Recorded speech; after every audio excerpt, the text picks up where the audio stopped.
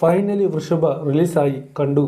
വൃഷഭയുടെ മേക്കേഴ്സിന്റെ രീതി, ട്രെയിലർ, പാട്ടുകൾ ഭയങ്കര ലേറ്റ് ആയിട്ടാണ് റിലീസ് ചെയ്തത്. ജസ്റ്റ് 1 വീക്ക് മുന്നേ. പിന്നെ 2 പ്രാവശ്യം സിനിമയുടെ റിലീസ് ഡേറ്റ് മാറ്റിയത്. അതൊക്കെ കണ്ടപ്പേ തോന്നിയിരുന്നു എന്തോ പെശകായിട്ടുണ്ടെന്ന്. സിനിമ ഡയറക്ട് ചെയ്തിരിക്കുന്നത് Nandakishore. Totally out of control ആയിരുന്നു അവരുടെ ഡയറക്ഷൻ ഈ സിനിമയിൽ. ഒരു അറ്റവും കുറ്റം ഇല്ലാത്ത കഥ പോട്ടെ, കഥ ഉണ്ടെന്ന് പറയാം. പക്ഷെ ആ കഥ എങ്ങനെ എക്സിക്യൂട്ട് ചെയ്യണം, എങ്ങനെ പ്രസന്റ് ചെയ്യണം, അതിൽ ഒരു കൺട്രോളും ഇല്ല ഡയറക്ടറിന്റെ. കൺസെപ്റ്റ് ഒരു ഹിസ്റ്റോറിക്കൽ പാസ്റ്റ് ആൻഡ് പ്രസന്റ് പുനർജന്മത്തിന്റെ കഥ.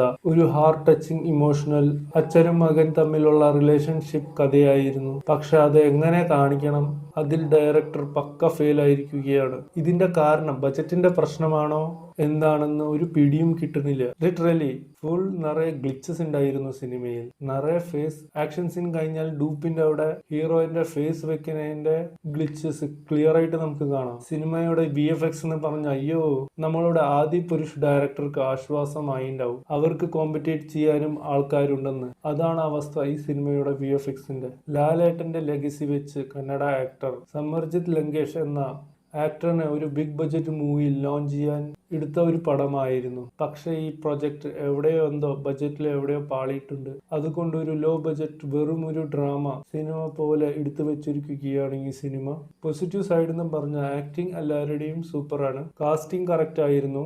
സമർജിത് ലങ്കേഷിന് അവർക്കൊരു കറക്റ്റ് ക്യാരക്ടറായിരുന്നു ഈ സിനിമയിൽ കിട്ടിയത്. അവരുടെ പേഴ്സണാലിറ്റിയും ആക്ടിങ്ങും ആക്ഷനും ഓക്കെ ആയിരുന്നു. ലാലേട്ടനും കുറച്ച് സീനുണ്ട്, അതും ഓക്കെ ആയിട്ടാണ് ചെയ്തിരിക്കുന്നത്. പിന്നെ പോസിറ്റീവായിട്ട് പറയാനുള്ളത് സാം CS-ന്റെ മ്യൂസിക്കും പാട്ടുകളാണ്. സോ ഓവറോൾ ഈ മൂവി ഒരു below average 1.5 out of 5 rating. നിങ്ങളുടെ റിവ്യൂ കമൻറ്റ് ബോക്സിൽ അറിയിക്കുക. നന്ദി, നമസ്കാരം. Happy Christmas.